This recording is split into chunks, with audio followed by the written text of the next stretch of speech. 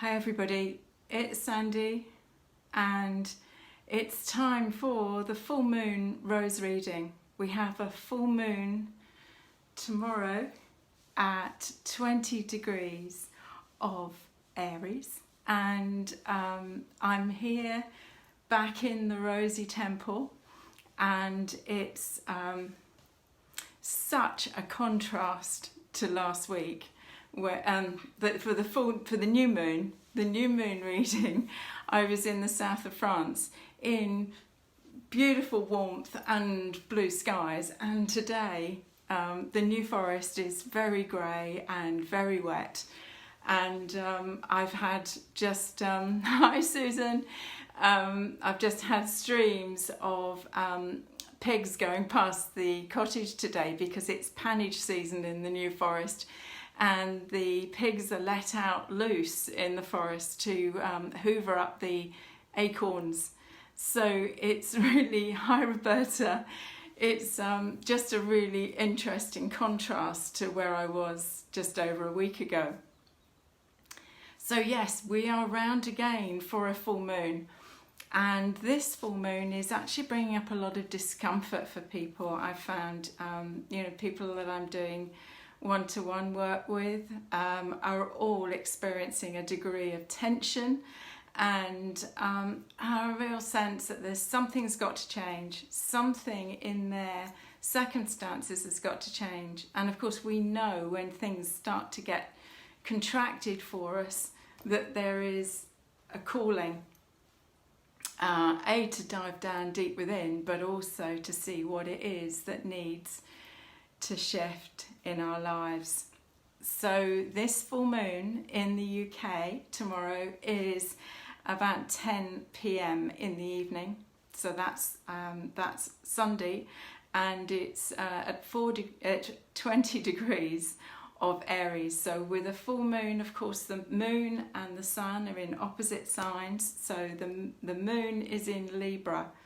So this is quite a tense full moon, and I mean so many of us have been feeling this sort of I don't know, sense that something's bubbling up, something is calling us once again to refine, to shift, to change, and it's coming up deep within us. So it's in the collective, but it's also in our personal fields, because of course it's microcosm and macrocosm.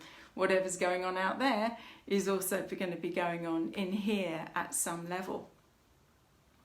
For many, it's bringing up, some discomfort, and with that discomfort gives an opportunity to dive within, but it also gives us that sense of, perhaps even anger, and not necessarily knowing where it's coming from. It's just a feeling of unease and irritation, which is a sure sign that there's something that is probably sat in the shadow, that we haven't acknowledged and we haven't quite got to, that is calling to be illuminated, that is calling to be transformed. And it can be transformed, obviously, with the light of consciousness on it. So yes, this moon in Libra is actually bringing stuff up from the deep. It's actually it's causing a degree of turbulence for some people. And this is not necessarily a comfortable passage to get through. But we do know that all things pass, and that this is another one of those contractions and expansion places that is getting us to be clearer and clearer as we go through into 2020. And this is a soul's evolutionary path. Our soul at a level knew that it contracted for this time. It knew that this purification and this clarification of our purpose here was not necessarily going to be the easiest of passages, and I'm sure that that's actually why, or one of the reasons, that we have close soul groupings. We come together with those that are of like vibration to encourage and support one another to go through these more tricky passages, to be able to bring ever more light into our bodies. It's interesting, I was having a conversation with a friend this morning, and there is a sense for me that, you know, we've been through this journey from 1999 to 2009, which has felt for many of us to be quite a challenged process. I mean, my life in 1999, which was when I closed my last wedding dress shop, to where I am now, is a massive shift on all sorts of levels. Some of it really positive and some of it would be quite questionable. But there is this journey that we've been on, and it really has been a journey, particularly for those of us that signed up as first wavers. We're the ones that have been really digging for England or digging for the USA, wherever you're based. But we've been clearing our soul template, we've been clearing the genetic template, and obviously in that process we've been clearing for the collective. And it's been an intense journey for many of us, but it feels to me, and it has to be yet to be proven of course, that we are entering the last months of that process, and that when we go into 2020 we are closing a door and opening this new window of moving into a very much more creative aspect of ourselves, finding a different way in which we express our creativity and our work in the world. And it's fascinating that it is coinciding with the reprinting of the Rose Oracle and the reformation of all of the classes that come from that work. So that the work is coming in from a different perspective, and it's coming in from bringing in higher keys and codes of light, rather than continually having to dig into the treacle pot. So it's really fascinating seeing how that is being shifted, and there is a sense that this particular full moon is actually helpful in that process, that it is actually another one of those full moons that is bringing us into a connection with our soul's higher perspective, that when we come into these challenge places, we have the opportunity of receiving the guidance, or receiving, even through a conversation with a friend, a different perspective on what we've been looking at, which enables us to shift enough of our energy on it so that we are looking at it through a different lens, and therefore it's got a different message for us, and we have the opportunity then of integrating the insight and shifting our frequency level in order to move forward. So, shall we see what the roses have got, what insight and guidance that they may have for us in this next phase of our journey?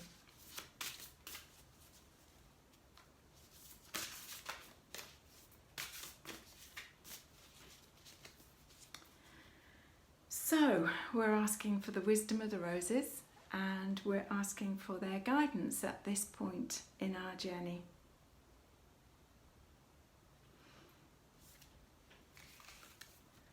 So the first rose that's come forward is Rose 10. Now Rose 10 has come around for us before now. She's come up on several of our readings. And she is the rose that, when I'm working with her with the grid, works on the navel chakra. And she has got a connection into this divine feminine lineage, this place of connection into the placenta of the mother and the knowledge that was passed down through the umbilical cord into us. You know, the nurturing, the nourishment that came over the placenta, the stories that came over the placenta. 70% of our emotional template came over that placenta. And so when we look at this and we look at what we're healing in the feminine lineage, and how the voice of the feminine is this rising energy that is supporting the attention, even with Extinction Rebellion, it's supporting the attention of the cries of Mother Earth. And so when we look at this energy that this rose offers us, hi Renee, what she offers us is this connection into our physical field. What is connected into this umbilical cord area, or the navel area, is our connection to how we digest what comes into our bodies, how we extract the right nutrients out of our food and into our physicality. So this is about how we digest what's going on for us. It is also the calling to look again to see what wisdom came over, what the template was. Oh, excuse me. It's okay, just one moment. Hi. Sorry, I am close to your door. I know, I'm on a Facebook Live. I am looking her forward. Okay? Okay, super. Thank you. Thanks, Bye. You can guarantee, can't you, the only time that you stop to do something like this, Mr. Amazon arrives with my my diary, actually, to go in my Filofax for next year, for 2020. So that's not insignificant. I'm absolutely sure. Anyway, oh gosh, honestly, these readings get ever more random. But that aside, this rose, so she's calling you to either look up through your female family line to see if there's anything else that's come down through that lineage, that's come down through the script, that perhaps is creating a tension that this full moon is bringing you an opportunity to review or to see it through a different lens. You know, so many of our stories, so many of the stories that we tell ourselves are from perhaps a childhood perspective. They aren't necessarily actually what happened, or that have a clear message for us that's coming through a wound perspective. Hi Ashley, hi Amanda.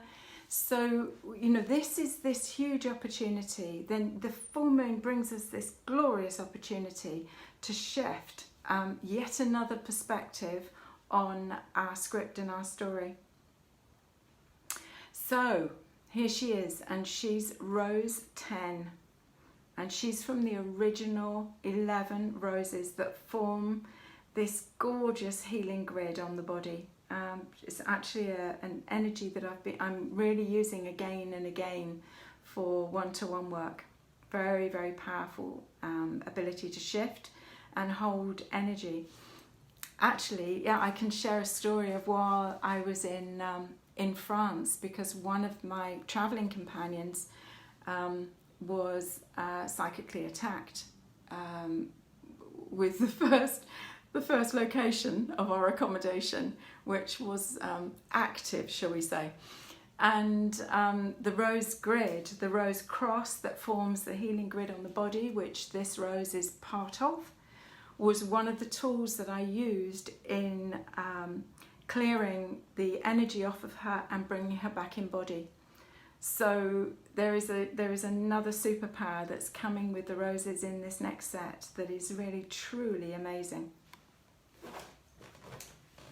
So let's see what the second rose is that's got something to say, which would be really interesting. It's yeah. I love it when random things happen when I'm doing the readings, because it's it brings a reality to the whole thing, doesn't it, really? So, what might the wisdom of the roses bring us? And they bring us Rose 9, yet another one in this original 11 that sit and create this grid on the body. Rose 9. She's one of my favourites because she is so clear and so powerful and is really helpful as an energy for us to work with at this time. She has this golden light to her, and she sits on the solar plexus and she says, don't mess with me. I am clear. I have good boundaries. And, and this is a wonderful support for the heart. The heart and the solar plexus have, like a corded thread going between the two of them. And we know that when we get emotionally hit with something and we can feel the solar plexus, getting frazzled, the heart will respond as well, and it'll either contract or it will start to AFib very slightly. It's really interesting when we start to see that actually this whole system is all interconnected. Each chakra communicates with the other chakras, and it's a very holistic system. So if you are drawn to this particular rose today, she's asking you to be aware of where your superpower is, where the solar, the sun connection, the solar connection is into the solar plexus. This is where we can, if we're not in somewhere that's super grey, we can connect with those solar rays and really feel empowered in this golden light that the sun offers us. And so this is a beautiful, again, if you look at this, what is the full moon? The full moon is the sun shining onto the moon. The moon without the solar rays is not seen. And so there is a power that comes in at the time of the full moon, when the moon is illuminated. So this is, she's a beautiful one to work with. So these two, of course, are connected because they're both connected into our digestive systems. So how we assimilate life, how we digest life, how we can extract what our bodies need from the food. Are you eating nutrient-dense foods? Is there any refinement that you need here? Do you need to drop out, sugar? Do you need to drop out any dairy products for a while? This is a time in which you can really tune in and refine what it is that this physical vehicle is calling for in your support and your conscious awareness. Because again, that is refining our process that is taking us round to January 2020. So what's the third rose that is going to come for us at this time with wisdom to share? Hi Maya. These energies I'm finding at this point are becoming super potent. I don't know whether it's just because the new Oracle deck is on its way, or the energy is shifting because these higher frequency codes of light, which we can access only through the fifth dimensional heart field. When we can live from the heart, when we can operate from a connection into our higher soul self, what we're doing is living from our best self, from the best version of ourselves. And that brings an amazing opportunity for us to be in the right place at the right time, talking to the right person, and also to gain the insights and the information that we're needing to be vehicles of light. Enlightenment is about being able to transform this physical body at a cellular level to hold more light quotient. When we can do that and we can hold into that fifth dimensional heart field, which is absolutely the rose path, we can access aspects of ourselves that are stored in the higher dimensions that are only accessible through the heart, only accessible through that 5D code. And all of us, that resonate with the roses or resonate with this path of creative essence, have the opportunity, because in past journeys we have stored knowledge and insights from much higher frequency dimensions of beingness, and we can activate those and bring them forward when we can hold a 5D template. So our last rose for the 3 is Rose Ma 2, and she's a rose that's called Papa's Crown, and she it holds the energy of I am abundant. I am that. And it's not about waiting till abundance arrives or trying to be abundant or working on being abundant. It is about knowing that you are, and you just need to release anything that is clouding that frequency. All of the stories that we might tell ourselves, or when we look around ourselves and we feel for whatever reason that we have failed, or we aren't abundant, or we don't have the opportunities or financial freedom that some people have, actually it's all there. And so she's saying to you, the essence of this is I am that. I am abundant. And it's effortless. She just keeps on opening up and expanding. It's effortless expansion. And actually she's quite unique amongst the roses. There isn't another rose that wanted to come in this form and show herself in this way. So these are our 3 roses. They're 3 very powerful roses for this full moon. This place of, and actually thinking about it, often, there's other insights that come in en route to the reading. This energy of the navel chakra, of course, if we go 2 inches down and 2 inches into the body, we find the energy center of the Dantian. And the Dantian is the storehouse of qi. It is the storehouse that if we work with Tai Chi, Qigong, martial arts, any of the energy practices, any of the practices with our Hatha yoga, any of the energies that are worked with Tibetan Buddhist techniques, there is always the journey of the microcosmic orbit and gathering the qi. And where do we gather and anchor the qi and the energy is into the Dantian. And this sits right down just below the navel chakra. So she is also connected in here.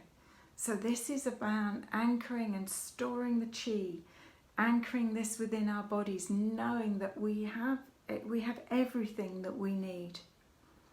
And also, as I said, she offers us the invitation to take another look through this full moon lens as to what your relationship with your mother is, mothering, and the way that you nurture and nourish yourself. How you enable your body to optimize and maximize the qi and the energy and the nutrients of the food that you put into your body, or whatever it is that you are endeavouring to digest of life. This rose, creating really good boundaries, healthy boundaries for yourself in relationships and your relationship to life. This enables you to anchor and store the energy within your body. It enables you to be a light and a lighthouse for others, because you're able to shine a light. She's really radiant. She's an amazing energy to work with. And this rose, Rose Ma Tu, I am abundant, I am that. And you know, wonderful rose to work with if you you're really looking to anchor this kind of energy as a knowingness in you, as part of your beingness. You know, any of these roses, you can put a glass of water on the energy card and allow the frequency codings to imbibe into the water, and then drink, because it will absorb at a cellular level in your body. And obviously try and use as pure water as possible, because that also absorbs at a cellular level in an easier way. The rose is of course a pentagram, and that is the golden mean, spin and spiral, which is often used in sort of vortex technologies to recharge water. And just putting one of these under your glass of water will enable the water to be absorbed more easily in the cellular level in the body. What else have I got to share? I've been doing a series of 4 workshops for webinars for the Conscious Design Institute in America, and we've done the first 2. I've got another 2 to do. So the 4 workshops were space clearing, earth energies, spirit energies, and energy hygiene. And for those of you that are on this, you can connect with Renee Jensen or go to the Conscious Design Institute website and find information about the 4 classes, the 4 webinars that will help you to understand a bit more about your energy and your relationship to your space and how you can optimize it. I have recently put up some 2020 visioning days. I rather liked that. I rather liked the connection between 2020 vision and 2020 visioning. And so I've got 2 retreat days that are on the website, on the Rose Alchemy website, that are small circle groups. They're groups of 8 for a visioning process to optimize the next piece of the path. There may also be some opportunities for doing some personal one-to-one 2020 visioning online. I'm looking at the potential for that. And I've also put up on the website 2 new days for space clearing. There's a space clearing mastery day and a sanctuary for your soul day as well. So there's some nice sharings that are hopefully will inspire you as we move through into next year. And there will be a whole new series of classes that once we've got the new Oracle deck here, which will be the end of November. I'm keeping fingers crossed for the end of November. It might just go into the first week of December. We're really determined to get them absolutely beautiful. So there's been a bit of backwards and forwards going on to refine what we're doing. And so yeah, there'll be a whole new series of classes in person and online, and a new program to train in Rose Alchemy therapy. So it's really exciting what's coming forward in 2020. And for those of you that follow me on the Facebook page, you'll know that I'm heading off to a writer in residence opportunity that I have in Italy coming up in November, which is a new book that I'm being guided to put together, which will be a sort of a companion that sits well with the Oracle deck. So there we go. There's our 3 roses for this time. Rose 10, Rose 9 and Rose Martu.